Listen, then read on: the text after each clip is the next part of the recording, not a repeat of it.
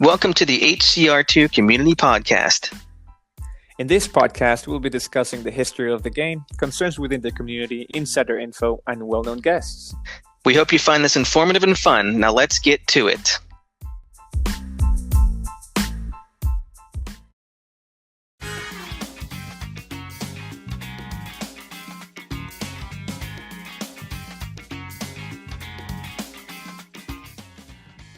All right, ladies and gentlemen, welcome back to the HCR2 Community Podcast. As always, your host, Juanito from Team Reddit, and joining me today, Hulkster from Team USA. Welcome, Hulk, back. And today is a very, very exciting episode. We're both very excited for our guest. As we announced in the previous days, it's somebody that I don't think anybody expected. It's a big name in the community, so we're both very excited to be able to have this conversation with him.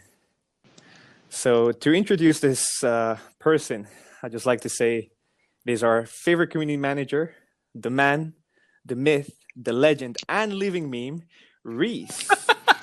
Welcome, Rhys. We're so glad to have you. Guys, can I just pay one of you to walk around and introduce me in that exact fashion? 100%. Hi guys. Oh. It's good to be here. But I might have to charge you for that. I'm just saying. Okay. So yes, welcome, Rhys. We're very excited to have you here. Please tell the viewers a little bit about yourself. I'm sure everybody should know you, but maybe some people out there don't.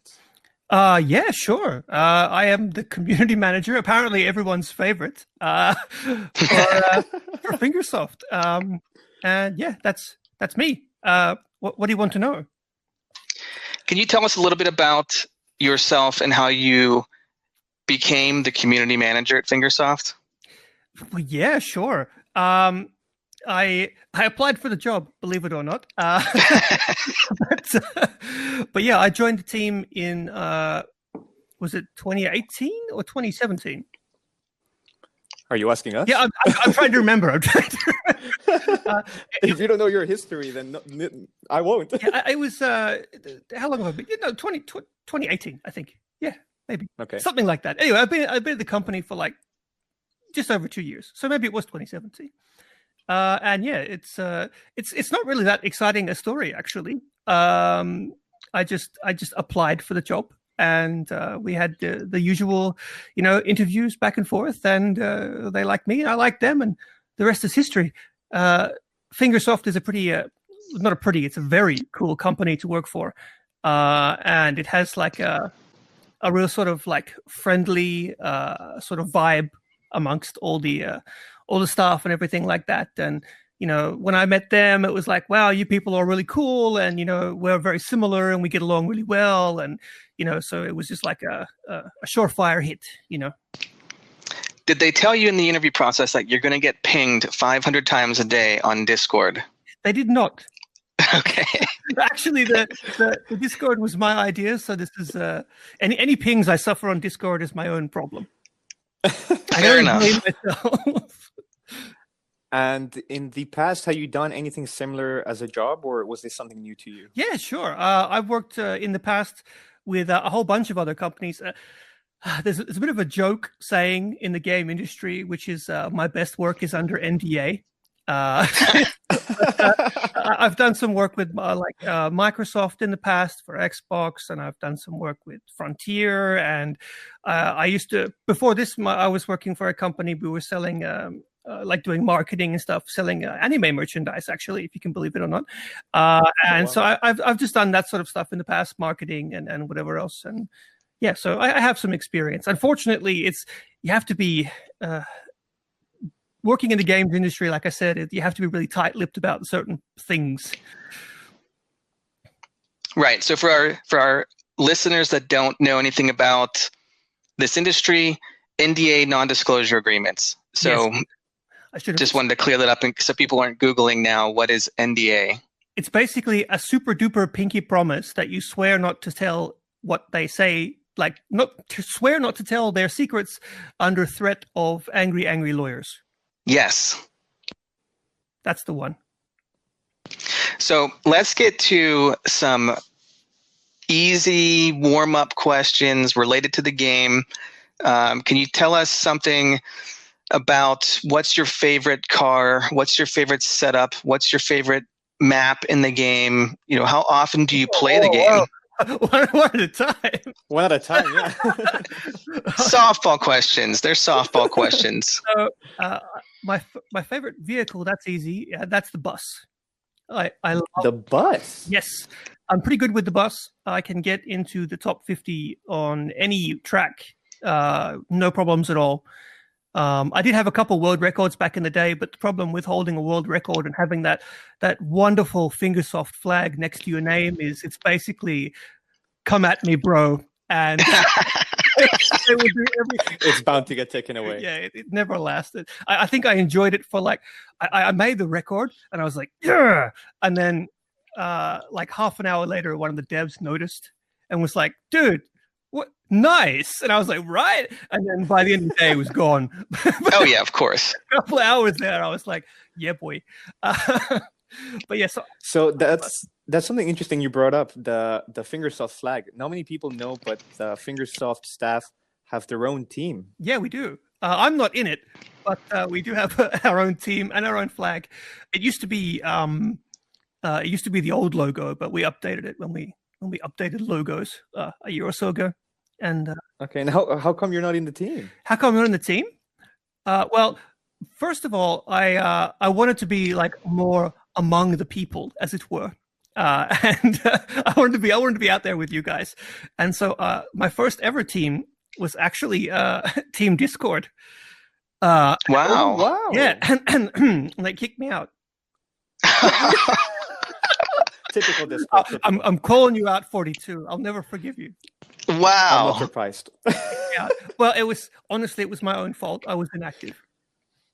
Okay, so then, fair enough. I was sort of jumping around, visiting other people's teams, just for fun, you'd pop in, be like, "Hey guys, how you doing? How you finding the game?" Stuff like that, and then just leave in the night, Batman style, and then as a meme, I ended up making. I can't remember exactly how the joke started on Discord. But people were joking about, being hashtag Tomato Gang. So I made Tomato Gang, and I just kept it around for the meme. Sometimes I do leave and go and visit. I think the last person's team I was in that I can remember was Disc Wizards, actually. And then I call, but I always come back to Tomato Gang. That's interesting. So it's a meme team. I'm so inactive on the main. On the main game, I don't have a lot of time to play properly. And the time that I do spend playing, I quite often dedicate to playing the beta builds, because playing the new fun stuff is more fun than playing the old stuff. Oh, I'm sure. I wish we had access to it. Yeah. And I play the game every day, but I spend most of the time that I do playing the new stuff that's in development. Fair enough. So then I guess... from what it sounds, you're pretty invested in the community. So do you know the top teams and the top players? Not all of them, but most. It's really hard to keep track of. Yeah. But I do know the ones, especially the ones in the Discord, because that's the easiest for me to follow. Okay. But yeah, we always sort of keep an eye on who's in the top and where everyone's shuffling around to right now. Is Discord number one? Okay, so... yeah, I think they're top 4 right now. But yeah. But then, off the top of your head, who would you if you could rank 3 of the best players in the world? Who would you choose? So the only person in all of Hill Climb Racing that actually frightens me is Fuel Fire. I don't know if you guys have ever spoken to him, but he's probably no idea. Probably the best bus driver in the entire game. That's why I've seen a lot of their records. Actually, Fuel Fire comes up quite a bit in the global rankings. He is godlike with that bus. Wow, that's quite the shout out. Yeah, honestly, it's impressive. As someone who mains the bus, it's like you got to recognize game. It is what it. Yeah, it's also like watching the guys over in the Mono Wars server.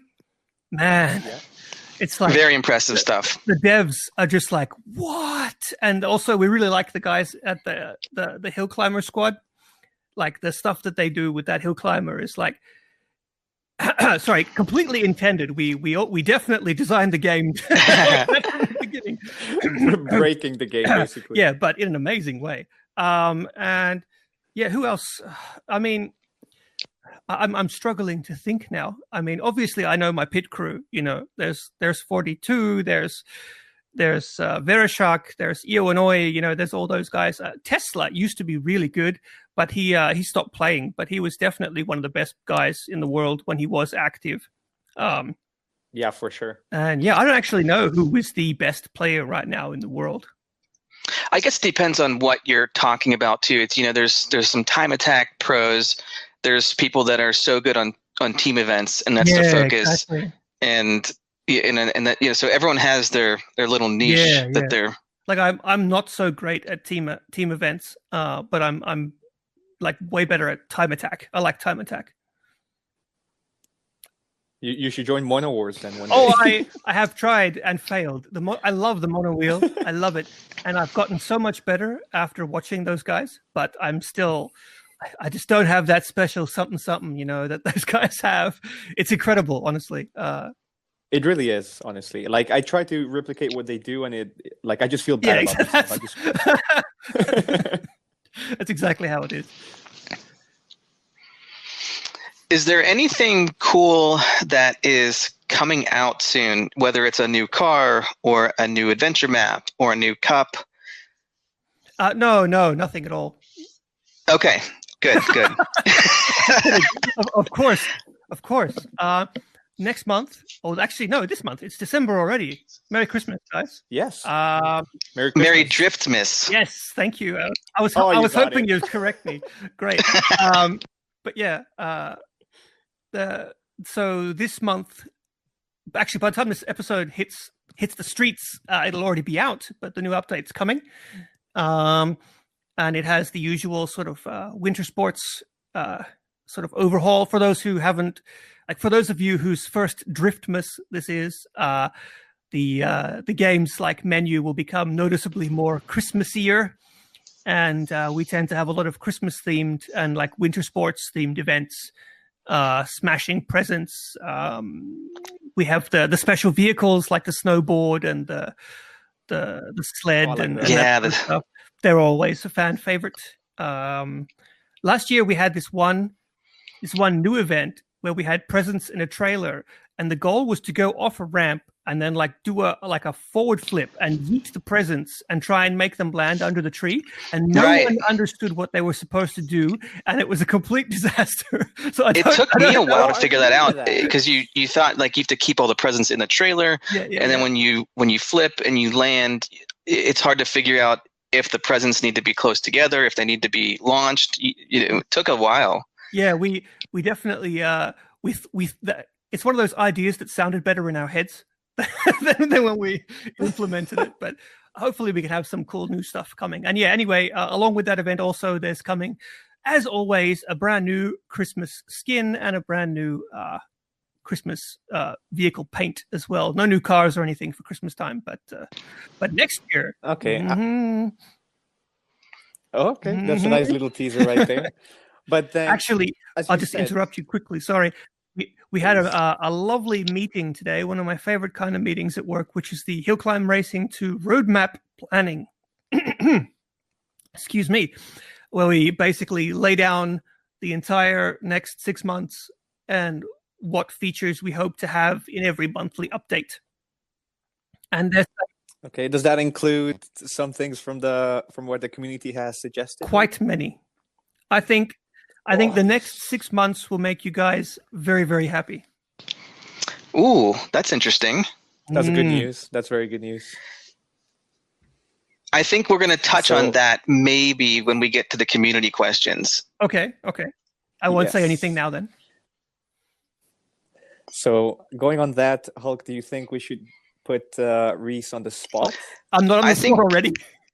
No, these were softballs. We're gonna do our best to bring it. We've promised, a lot of our friends and listeners, we're gonna bring some good questions to you. So we took a bunch from the community. We took a bunch from, and kind of the same themes kept coming up. So these are perfect questions to start off with. All right, bring it. And it's going to clear up some misconceptions and myths and rumors. So, we're hoping that we have some clarity with some of these questions that keep coming up time and time again. On the topic of myths, all right, red tires do not make you go faster. I know that red paint scientifically makes cars go faster in the real world. We all know that. Right. In the video game, red tires do not make your car go any faster. Stop asking. That's interesting because there are, if you different rally car skins. There's some that have a big wing. There's some that have a little bit more of a hood scoop, and we understand. We're under the understanding that any skin, any change, whether you're holding a sword in your hand, whether you have a helmet on, anything can change the way that the car handles. That is correct. Even the paint. No, well, not the paint itself. See, I get this a ton, right? And there isn't sort of any easy answer other than yes with a but. Some skins significantly impact the performance of the vehicle. The most noticeable is the formula. There's the formula with the big scoop and the formula with the little scoop. Our physics engine is needlessly complex for a game like this. Shout out to anyone who remembers the formula flying, by the way. That was accurate, and we had to patch that out and break the physics just to stop that from happening. Do you guys remember that? No, I don't think I played that. I probably didn't either. Only real OGs remember formula flying. Basically, damn it. It's just like what happens in the real world. If you have enough downforce, right, it pushes the car down. But if you flip the car, downforce becomes updraft, up force. I don't know what the correct term is. Like a wing. Yeah, like a wing. And people would get enough speed and then do like half of a backflip and then scoop the air with the spoiler and fly with the formula. And was that OP? We actually had to patch that out. We literally had to break physics to stop that from happening. So hilarious, but unfortunately busted. And that's probably why people flip when they are on long jumps still. Yeah, even today. But so when it comes to sort of get back to your question, when it comes to things that you're holding, right, the weight of a vehicle is simulated and the weight of a person is simulated. And when you're in a car, does your car handle any different when you're holding a cheeseburger in one hand and when you're not? Not really. So basically, it has little to no effect on what you're doing. But the biggest effect that the props that you hold have is that they affect the ragdoll. They affect how your character moves, and they affect especially your center of gravity. And in certain vehicles, especially stuff with like a really, really small center of gravity, like the scooter or the motocross, or especially the monowheel, having a heavy object in your hand really will affect how the game performs because it's changing your center of gravity. It's changing how you interact with the world. Like the hat you're wearing isn't really going to affect how the racing truck performs. But so it's all kind of relative. But also, the more ornate your skin, the more heavy it will be, or the more like there will be a slight performance difference, basically. Yeah, that makes sense because a lot of the vehicles that are most affected, as you say, by items and stuff are like lighter vehicles, so to speak. So the mono, the superbike, to some extent the supercar. And also the physics change. They're not static. So if you break the spoiler off, you lose the downforce. That's just how it is, So if you break off the hood on a rally car, you'll notice that there's a performance difference. Correct. Yeah, exactly. Well, that was a great first question, I think. So we touched on the myths now, and so there are a lot of questions around: do YouTubers or special maybe pit crew members, does anybody get early access to an event, a track? Do they beta test anything like that, or is it just Fingersoft employees? Well, I can't talk about what our beta testers have access to, except for the fact that they do get to beta test things like tracks and vehicles early. That just sort of goes without saying. But the pit crew and everybody else, they get stuff the same time as you do. They get first access. Like they don't get the new APK before release, but they will be given a copy of it when rollout begins. So they basically get it before most people do. Okay. But that's for big updates. But what about, like, let's say just a regular new team event? Nobody has prior access to that? Those are tested internally. Yeah, nobody ever gets to see those early.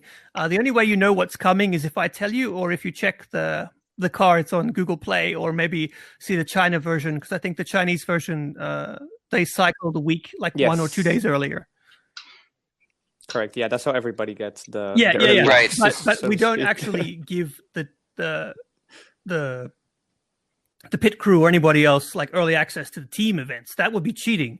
And also a real pain on our end to do. So we don't even give the beta testers the new events. We test like new event types. We test those internally. What the beta testers mostly do, like I said, is test out the new tracks for us basically, and the new vehicles, and try and break them as much as possible, which they're really good at.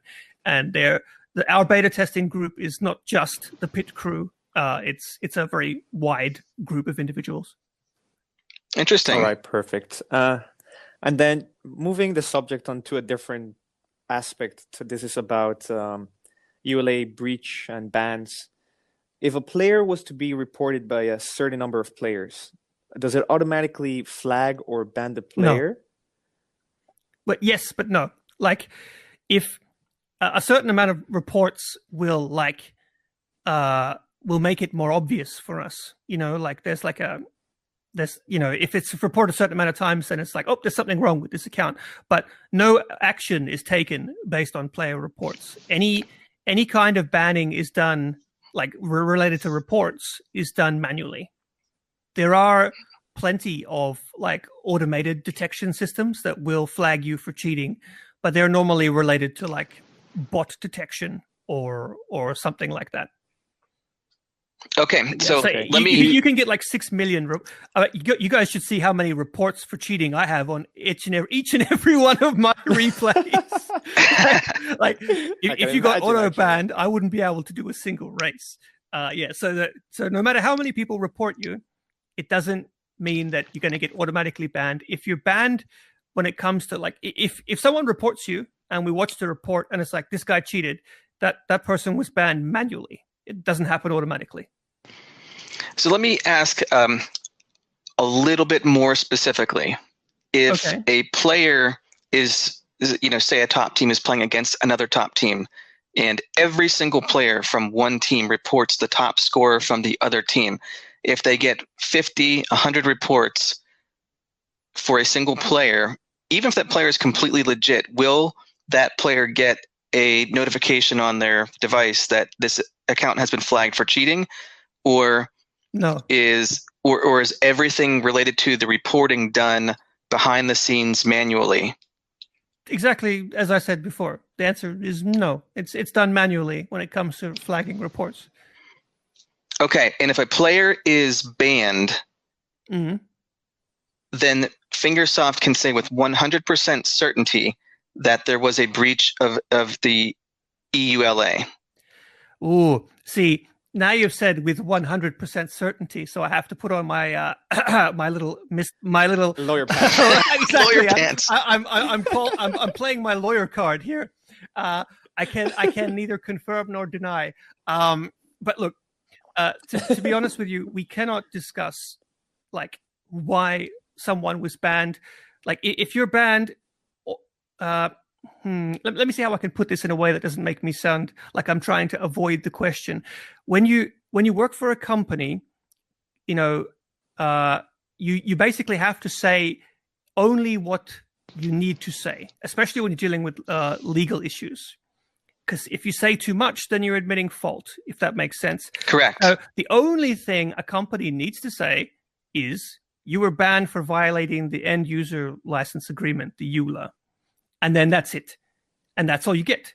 And it's not just us, it's everywhere. You get banned from Twitter, you get banned from Facebook, you get banned from Clash Royale, it's just, you've been banned for violating the EULA. Have a nice day. And that's basically all we can and will ever say about that sort of stuff. But they are not uncertain. Yeah, well, that's the thing. Basically, if you report, like if a player gets reported enough or just gets reported, all reports are eventually seen. But obviously if someone gets like 1,000 reports, it's like, oh, okay, probably something wrong here. But not always. See, EO and Vereshak, they don't have very many, they have plenty of fans, but they also have a lot of haters, right? But anyway, so when that's done, we take a look. And I don't work on the support team, so I can't speak to the exact methodology that they use. But they go through the teams, and it takes them quite some time because they're very thorough. And if they manually ban you, they are almost always 100% certain, because I cannot ever fully guarantee that there was not some sort of human error somewhere. But like 99.999%, yes, they checked it and they decided that you needed to be banned. Thank you. That's a very good answer. I think that gives a lot of clarity. We don't ban people for fun. Like, it's a video game. Every time we ban someone, we're isolating potential customers. Not just from, like, if you want to think that I've got my lawyer pants on, right? It's like, it's bad for business to ban people, but also just as a person. Nobody likes to get banned. It's not fun. We don't ban people. But stop cheating. And maybe we won't have to. Exactly. And going on to that, actually, and I don't want to put you on the spot in a bad way. Isn't that what we're doing? But there are, yeah, but I just don't want to call out anyone. Of course, please don't do that. No, of course not. But there are, let's say, there's a very specific player right now in the community. People are going to know who they are without mentioning, who has been banned now twice, or 2 of his accounts have been banned. And as of today, he has another 3 accounts with over 8,000 garage power, which, okay, I think he would argue those 3, okay, let's count now, 5 accounts of which he played by himself and got to 8,000 GP. Maybe he invested money, but it's very clear that he has bought those accounts. And I can assure you that many people have reported him various times, and he's still out there. Well, I can't really answer that question. I don't work in the support team, like I said. So okay.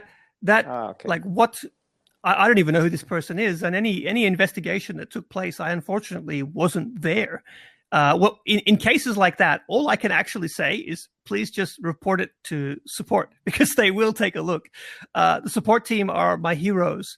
A lot of people, they catch so much hate, but they are actually all really nice guys, and they really do care, and they really, really do take a lot of time to look through all of these cases, and they do the absolute best that they can with the tools that they have. And they go out of their way to like restore purchases to people and to sort of, try and help as much as they can, right?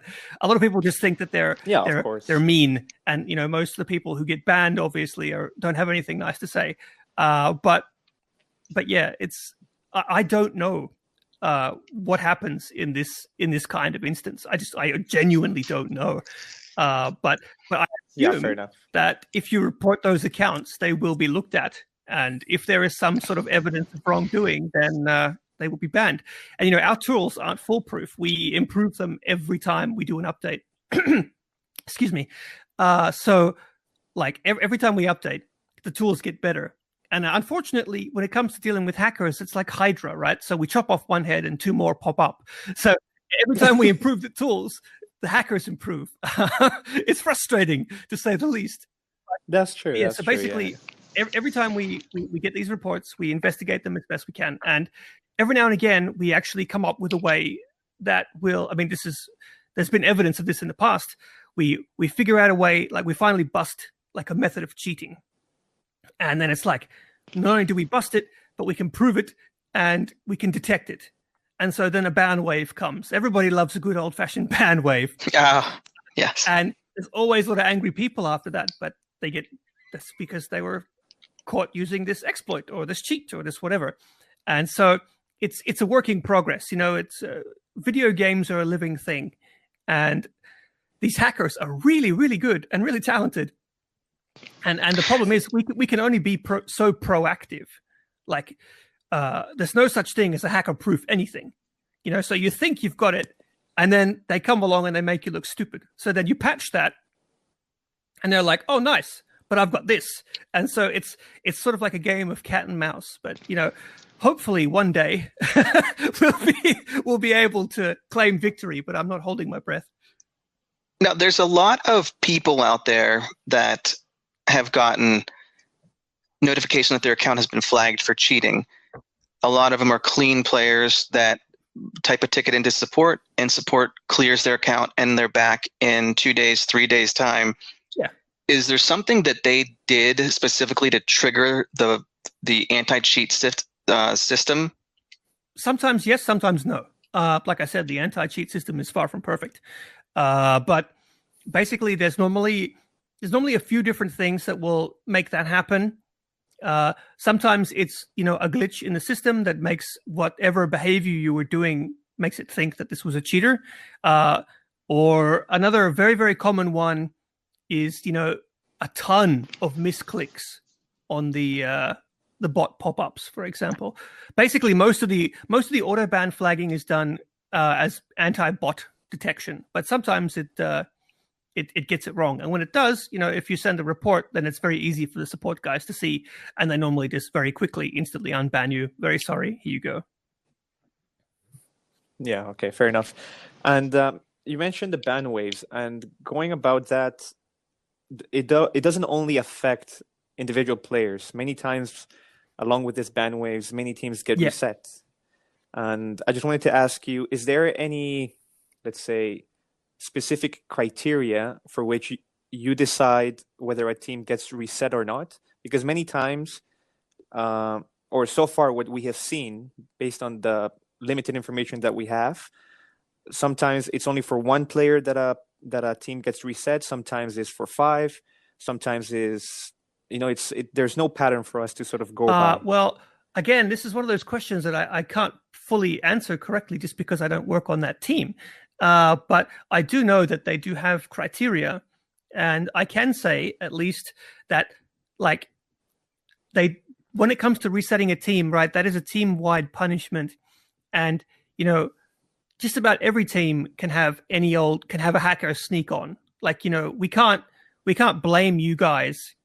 We can't blame 49 people for like one guy who snuck on as a hacker. Like that would be just cruel and unusual punishment. We couldn't justify that. And or someone might be clean and then they just decide to start hacking. I speak English, I promise. And so so typically speaking, one person being a cheat won't get a team reset. That person will normally just get the banana. But for a whole team to be reset, there typically needs to be like it needs to be a team-based punishment if the team is in on it, or if there's enough people in the team cheating for their position on the leaderboard to be completely invalid. Like one person cheating on a team, that doesn't really invalidate their position on the leaderboard, not too much anyway. But if 5 to 10 are, then it's like absolutely they don't belong where they are. But if there's like 10 hackers in a team and 40 innocent people, we can't ban 40 innocent people. So that's what the reset is for. It's like a punishment for the team, but it also gives those clean people an opportunity to find a new home, if that makes sense. Yes. So at the time a team is reset, mm-hmm. Usually you see maybe 5 players disappear from the rankings, so they're banned. Yeah. So we have 45 players remaining on a team that's now zeroed.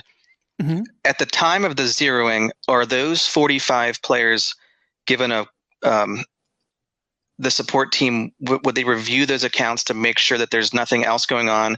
So at the time we can trust that, yes, this team is zeroed, but going forward, these other players are clean as of now.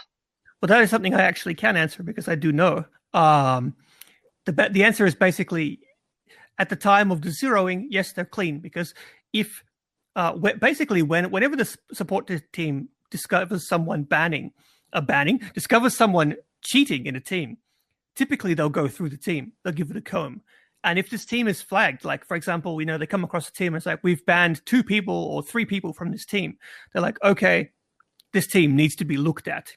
And then they'll go through and they'll look at every single person, and then they'll ban everyone they need to, and then reset the team. Like, normally the reset comes last.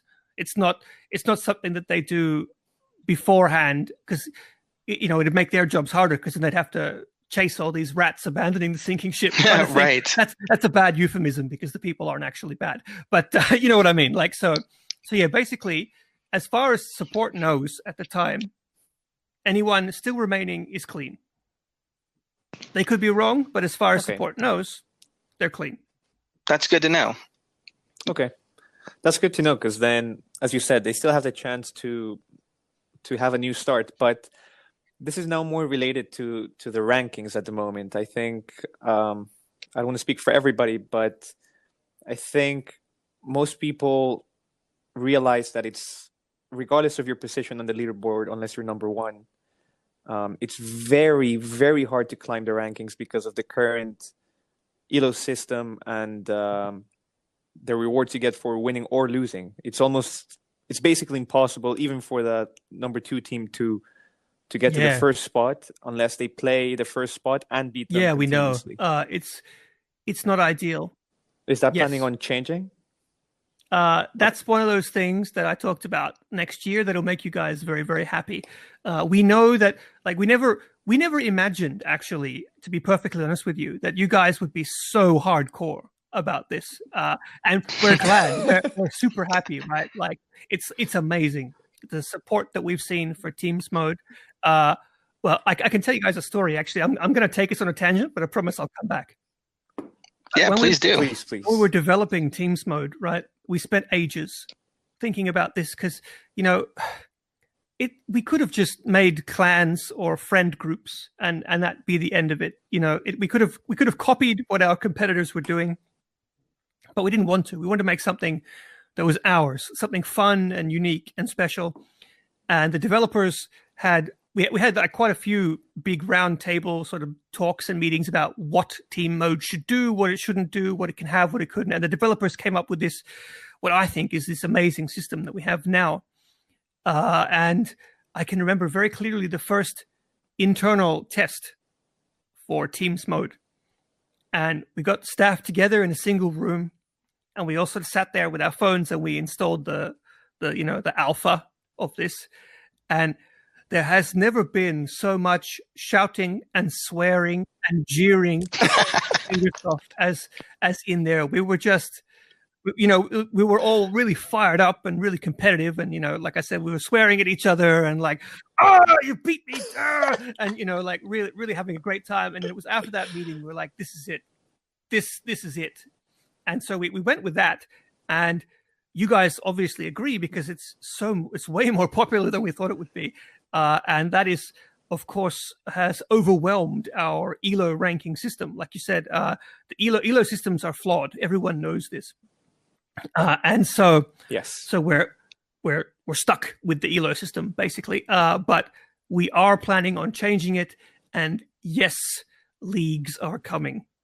Ooh. Yeah. Oh, I love that. That was we can end it now. I said it. Okay. Leagues are coming. There we go. The cat's out of the bag. That is outstanding. And also, we're going to do our best not to just make it a boring league.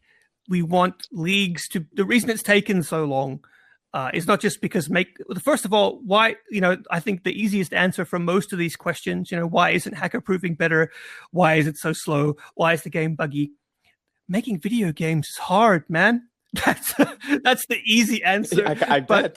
Basically, we want to make the leagues, as fun and interesting and as hill climb as the team mode was, if that makes sense. Like, so hopefully we can find new ways to keep you guys engaged and make the team modes more interesting, instead, like, not just a repeating ladder that you play every month, but actually have it tie into the game in some meaningful way, which does mean that you might be waiting a little bit longer than you want for it, but it is coming, I promise.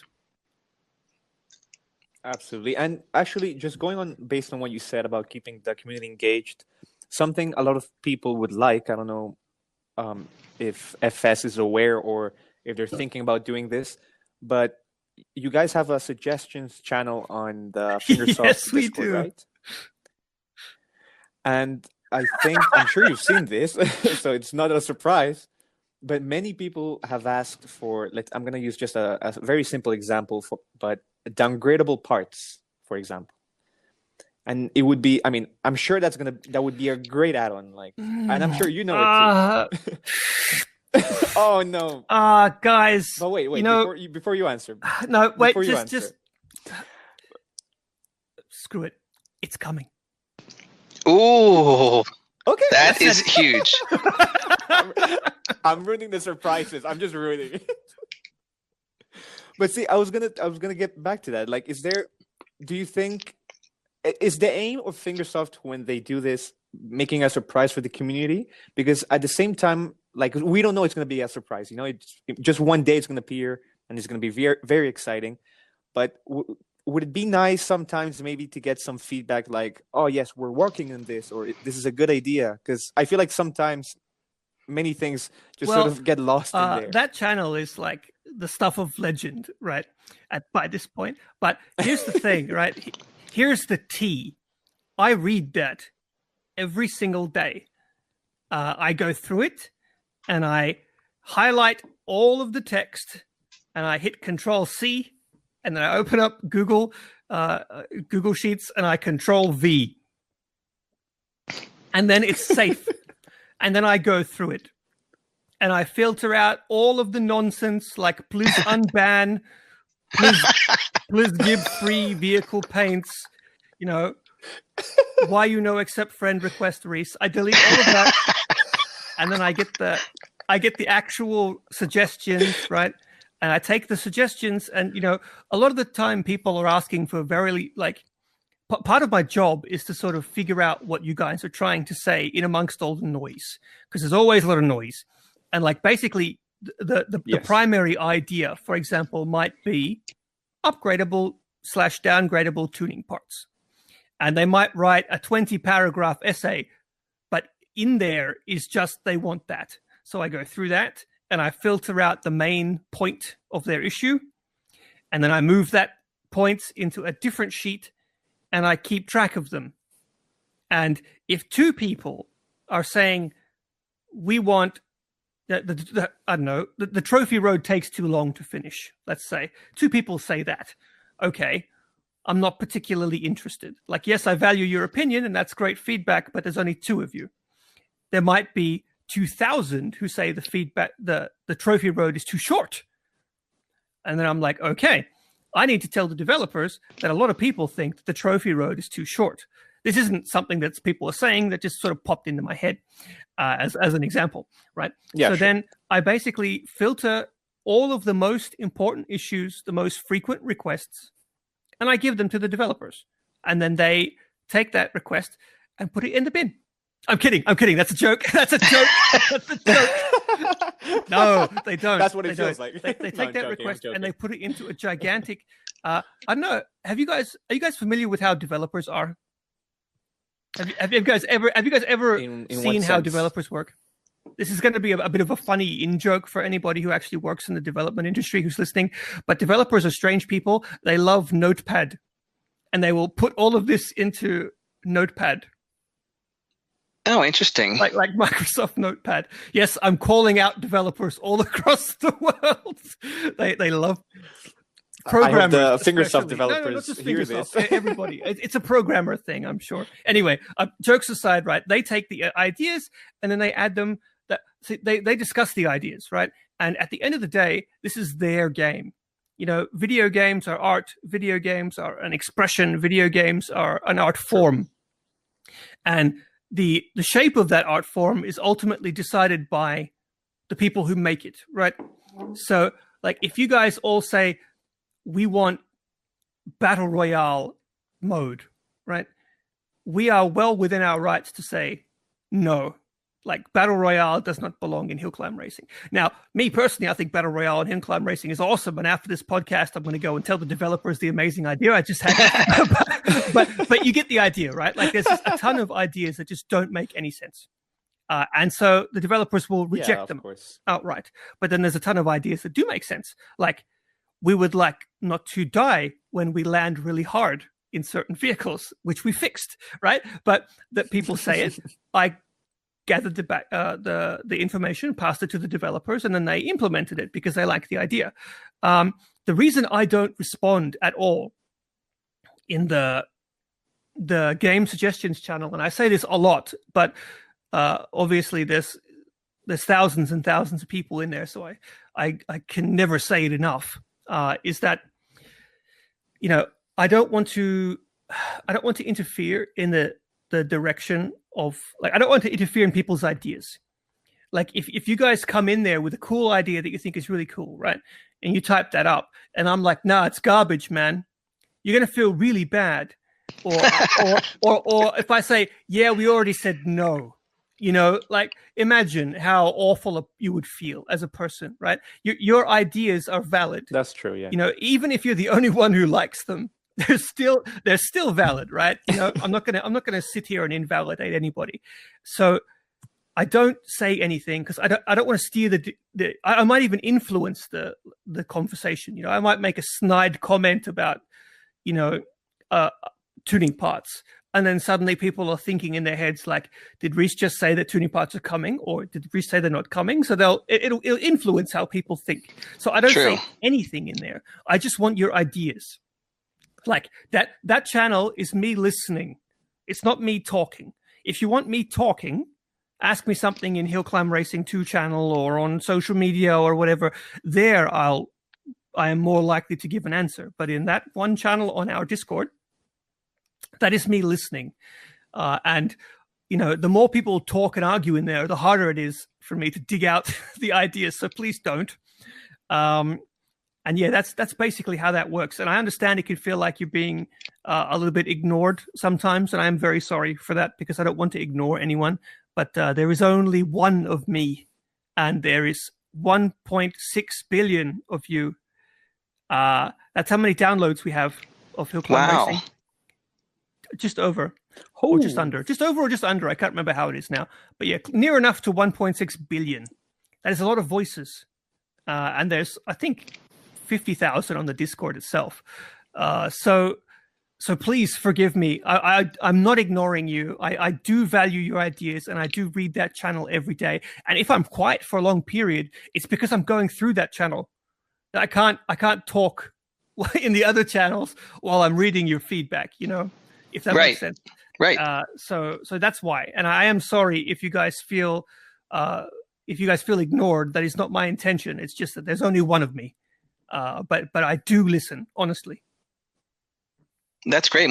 And we appreciate that. No, I think that's, yeah, I was going to say, if anything, it's a clear misconception that you're not ignoring us. Like, you're actually listening.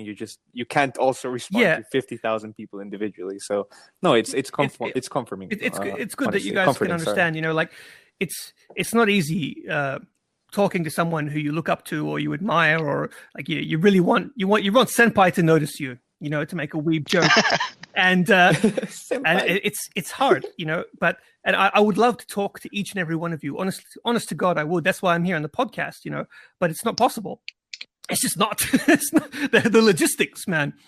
But yeah, that one channel is just me listening. If you actually want my opinion on something or you want some feedback, hit me up in a different channel, and then you more than likely get an answer if I'm there.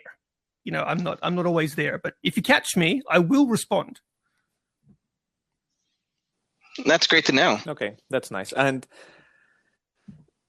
now that you mentioned, you know, trying to be able to respond to everybody, we have a little surprise for you.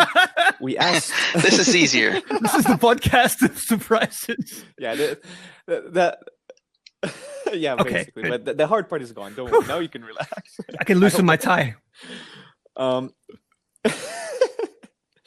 But we invited everyone on the Fair Play server once we announced that you were going to be the guest to suggest questions that they might want to ask you personally. Because, I mean, yeah, very easily me and Hulk can come up with questions, but this is a voice. The podcast is to give a voice before to the you whole ask, community. did you take their names? We did. Okay, great, because I really need to know who to exactly. thank. I'm kidding. but I do want to know who's asking. Yeah, so we picked a few. I mean, we took the best ones, serious ones, and yeah, we like to throw them at you with their names, just to also give them a little shout out. So this would you sounds like that? Really fun.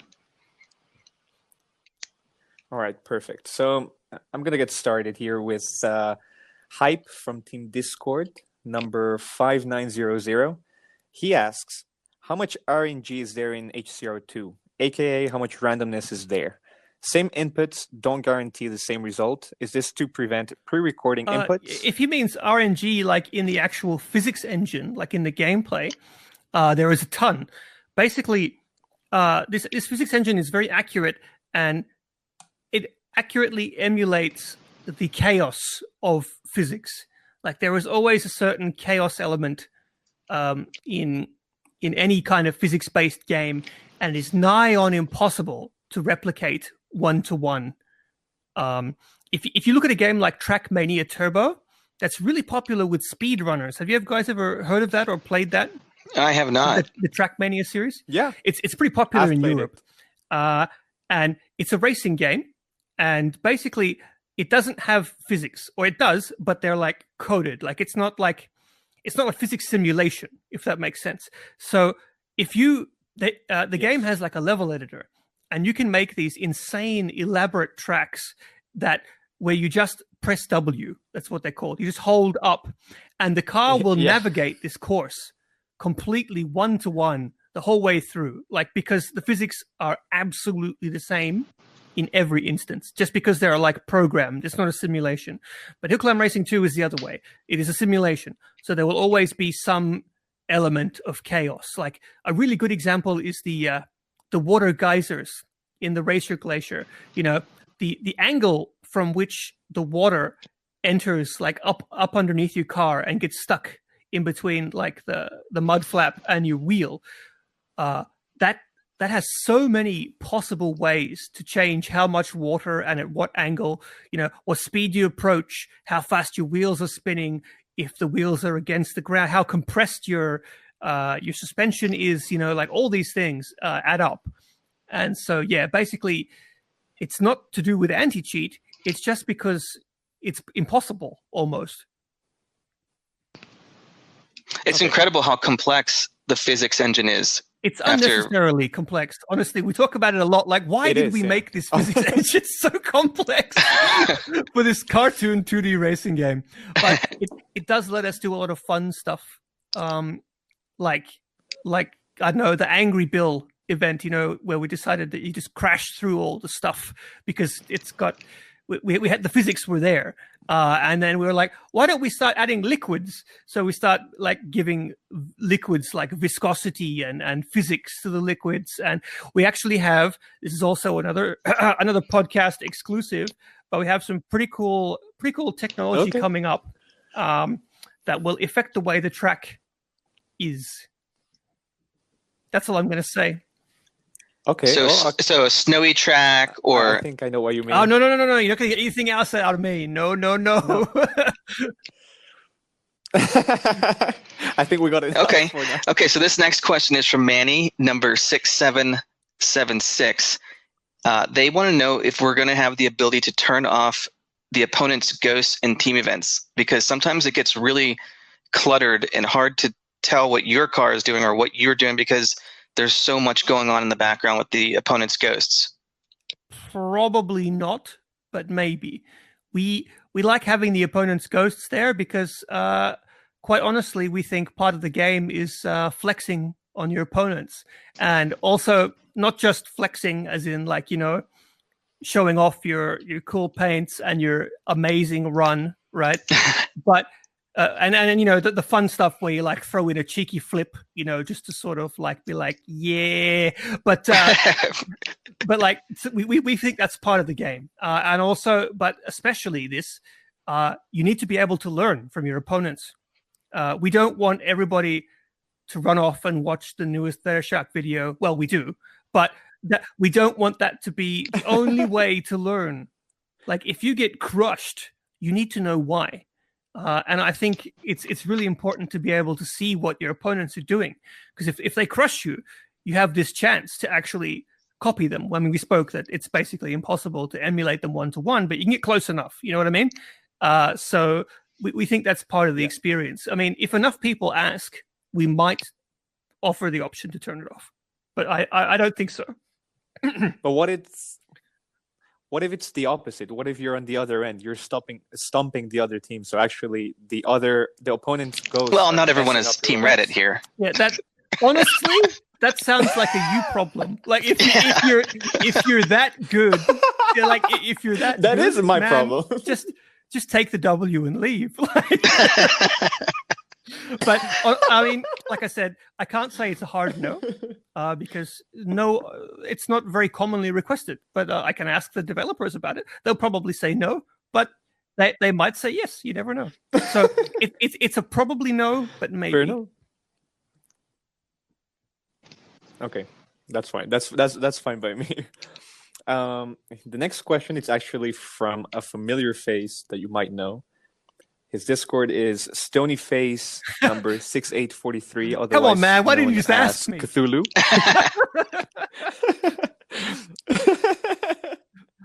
So even your own people are putting you on the spot. So he Rhys. says for Rhys. Yeah, for Rhys, anyone who's asking, my name is pronounced Rhys.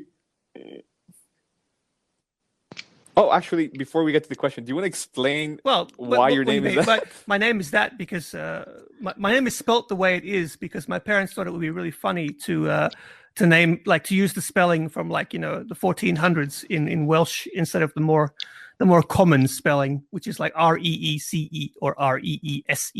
But yeah, my name is Rhys. It is not, as someone on Discord said, a random collection of letters. It is my name. Anyway, please ask the question. Sorry, Stoney. Sorry. So he asks, the future of HCR2 seems to be heading towards a community-driven, community focus with a much heavier online presence. What can players do to help build and support this future version of the Hill Climb community? What is FS prepared to do to help support this? That is a really broad question. I mean, basically, all we need you guys to do is be yourselves. Keep playing the game. Keep telling us what you like and what you don't like.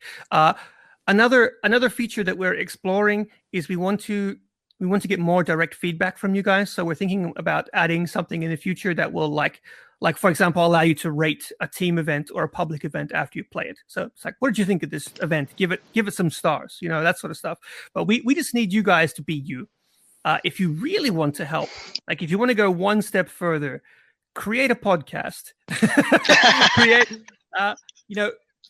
about the game, post pictures on Instagram, make fan art, make YouTube videos, you know, just do stuff. Play, you know, whatever you enjoy. You know, if you want to share the love, by all means, don't feel obliged because you don't have to. But if you want to, that helps as well, you know, because the more people who are involved in the greater community, the more cohesive the community becomes. But yeah, in general, just be you. And as for us, I mean, we are really hoping. I mean, I have so many plans. Unfortunately, due to the corona situation, a lot of these plans were put on pause. But I do have a whole bunch of plans to increase, like, the sort of community, the back and forth between Fingersoft. Like, for example, for the longest time, this is not a secret, I was planning to do, like, live streams. Do you guys ever see Brawl Talk from Supercell? I have not.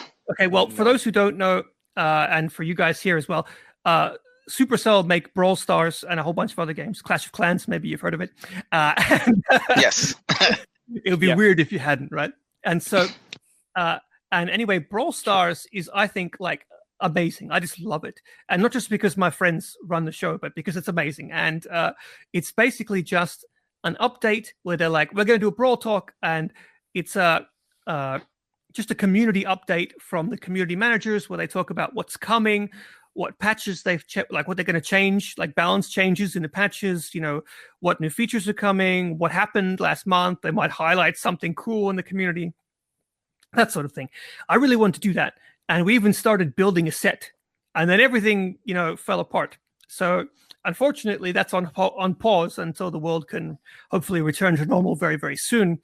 And there's a whole bunch of other stuff that I'd love to do. Like I'm talking like pie in the sky here. I want to host the world's ever Hill Climb Racing 2 esports championships. Like I have had so many talks with the bosses about hosting a proper tournament.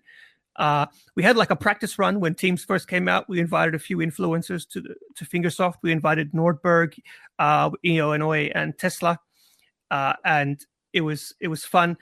They came, and it was like them versus the developers, and it was a big laugh. Everyone had a good time, and it was like, this was so much fun.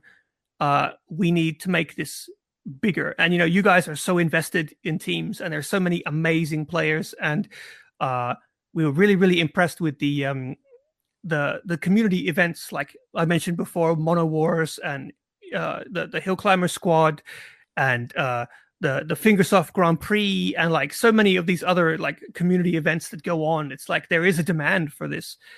So hopefully we can make that happen as well. And there's just a ton of stuff that I would love to do. But for you guys, just do what you want. You know, participate, be yourselves, and I will offer as much support as I can. That's tremendous, and we appreciate the transparency. Speaking of the Fingersoft Grand Prix, one of our members of the Fair Play community, very well-known player, PR Linus, he wanted us to ask you, when is he going to get his chess or prizes for winning the Fingersoft Grand Prix? What? When? I don't know. Maybe he wants more. Maybe he didn't get them. I don't know the circumstances. I'll have to look that up, because I'm pretty sure I gave the prices. But for anyone who's sort of the pit crew will be able to have a bit of a giggle. A lot of the time, our system for delivering stuff like skins and stuff, it doesn't work all the time. So unfortunately, sometimes the prizes just don't get sent, and I have to send it a second time. But I'll look that up just to be safe. I'm like, what? He wasn't banned, was he? No. Some people have won giveaways on the Discord, and when I checked their profile, their prize was upgraded to a ban. Wow. Don't enter giveaways if you're a cheater. That's a nice surprise. But yeah, so I'll look that one up. I don't know if there's any other. Juan, did you see any other questions that we didn't already cover, that Rhys didn't already get into? I know that a lot of them were based around EULA bans and flagged accounts, and unfortunately, I can't answer those. Right, and I think we did a pretty good job of getting everything that we wanted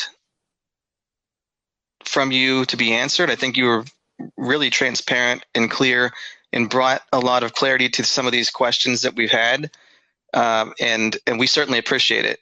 No, I'm happy to do it. And I mean, a lot of the stuff I'm telling you guys is not something that I've never said before. I have said this kind of stuff in Discord, for example, but you know, not everybody can read everything I say. So I'm happy to repeat it if clarity is what you need. And we appreciate that. Yeah, no. Honestly, it's this for me has been very helpful, because it's almost given me a new light on you personally, because I mean, again, all I can see from you is what you post on the Discord. So this is like a new way to interact with you. Really, I'm happy. It's amazing for me, honestly. I'm very happy. I swear I'm a real boy. I think this is going to change the way people think of you too. Oh, really? Because they, you know, when you hear a lot of things like what you're talking about, people don't get responded to in the suggestions channel, but there's a reason behind that. And just hearing your kind of the process behind why you do what you do, why you respond in a certain way, I think it's going to change a lot of opinions about you, good or bad. I mean, people, from the first time that me and Juan and I had the practice call with you, the planning call, I've been saying, he's a funny guy. This is going to be so much fun. He's going to be transparent. And and you certainly delivered, in my opinion. Well, I aim to please. It's so hard to convey yourself through text all the time, and a lot of the time I have to be short or quick because I'm busy, and then I just pop over to Discord or Facebook or whatever, and I see a question, and I just quickly answer it, and then I move on, and it's oh, he didn't answer me, the guy before me, but I didn't see that text, So hopefully people do realize that I am a person, and I do care about all of you, honestly. Honest to God, I think that this is the best community ever. I love my job. And I love interacting with you guys. The negatives, I almost had a Freudian. No, the positive far outweigh the negatives. Let me just say that. I agree. The racing community is chill as heck for the most part. And the only thing that we're missing is dank memes. I like more. I need more memes. Give them to me. I know. They exist, provide them, but in other servers, me, please. There you heard it. People think that I get upset when they meme me, and I'm just like, and then I share the meme in the Fingersoft channel, and I'm like, it's so true. It's joke with me, guys. Don't be afraid. I know that my avatar is weird, but we can forget about that. No, really, this is nice because I think it's going to give everyone a new light on who FS Rhys is. It's really nice, really. And this and just a caveat: this podcast is one. I don't want to mess it up again, so I'm going to say Juan and myself. We are talking, we're hosting, but our team behind us, the mods, our friends on the Fair Play server. They've done so much to help us, and we just want to shout them out because they've been amazing.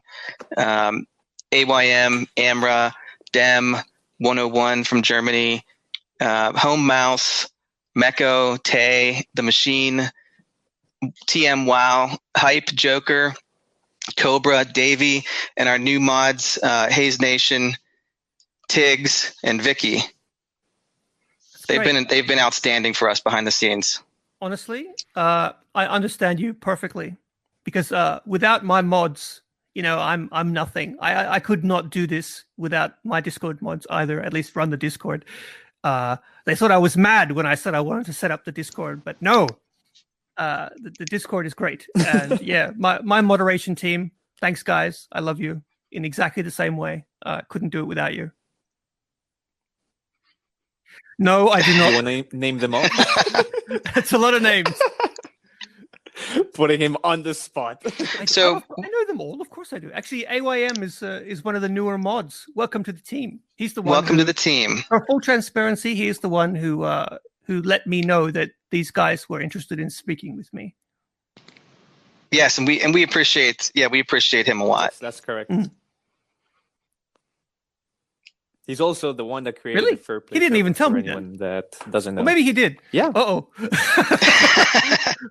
If he did, that slipped my mind. I apologize. But that's interesting to know. Is there anything else? Yeah, I was going to say, is there anything else you guys is there anything... I mean, I was just about to ask, is there anything else you'd like to tell anybody? Anything that's I'm not a very about interesting you? person. Or... Let's be real. No, I disagree. Actually, I'm going to tell this one. Before we had this podcast, as Hulk said, we had a personal call between the three of us to sort out details. And Rhys mentioned that he speaks not one, not two, but 3 languages. That's not so uncommon. But can you tell them what the 3 languages are? Well, I mean, that's pretty uncommon. I'm going to have to put on my humble hat here. I allegedly speak English, and and also some Finnish and some Japanese. I love how you said it. I'm trying my best I missed it. To not brag here. It should actually, be. It's your my mother English tongue. is perfect. And I'm sorry. Gee, thanks. Well, there you go. No, I'm I not thought Finnish. you were Finnish for some reason. Okay, well, that's something new I didn't know actually.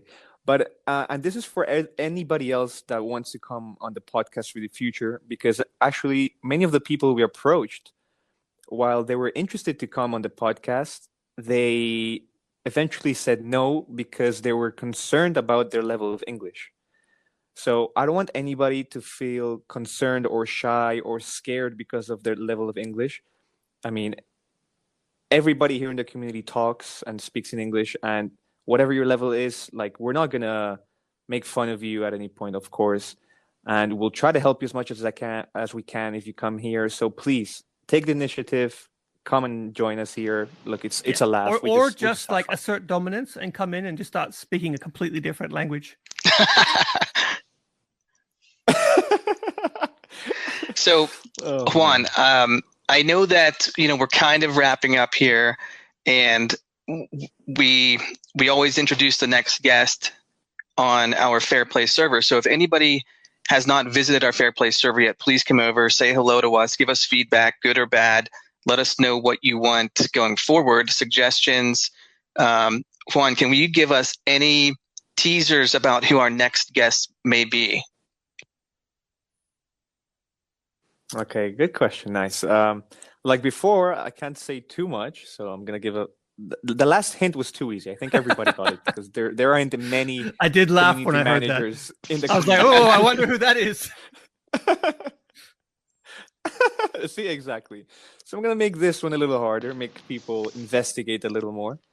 And all I'm gonna say for this one is, you might know him or see him. See emphasis as the Zinedine Zidane of Hill Climb Racing 2. Interesting. You could be a community manager with that level of non-formation. Non-formation. Just a little bit of self-deprecating humor there. Don't mind me. But yeah, that's it. That's all I can say. I'm looking forward to it. It's going to be a good one, though, as well. Yeah, and Rhys, we really appreciate you joining us today. I know that we're about ready to wrap up, and just want to say thanks again for being such a cool first guest for us and letting us put you in the hot seat and answering all of our questions for us. You kidding? Thanks for having me, guys. Like, I'm so honored to be here. No, please. And for my part as well, thank you for coming. I think your openness with all of us, like the entire community, has been very welcoming and warming. And even for just Hulk and I, who we don't think we are anybody in this community, like, we're not very well known. This is a huge leap for us in terms of being able to interact in a different way with everybody.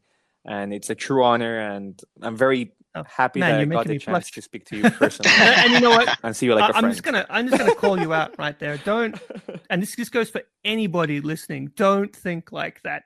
Don't think I'm a nobody, because I'm not about that. I don't care if you have 6 million Twitter followers or if you have 6, right? Like, I'm interested in your story. I'm interested in your opinion, and I don't care if you're famous or not. Everybody gets the same amount of my attention as everybody else, basically. And so don't be afraid to approach me with your new podcast or with your whatever that you happen to be doing. Just talk to me, and if I see it, I will answer. You guys are awesome. You give me life. This is the whole reason I do my job, is to hang out with cool guys like you. So there you go. We certainly appreciate that. Thank you. Oh, and by the way, there's not really any reason for me to be cagey, because we just make video games, man. Like, video games is fun. Exactly. Have fun. Yeah, that's true. This is a game. If you're not having fun, something's wrong. Exactly. Well, thank you again, Rhys. Thank you for everything today. And We certainly appreciate anybody listening. Please jump over to the Fair Play server and let us know what you thought. And, Juan and myself, we really want to interact with everyone, answer your questions, get feedback, and make it better and better as we go. So thank you so much again, and we will see everyone next time.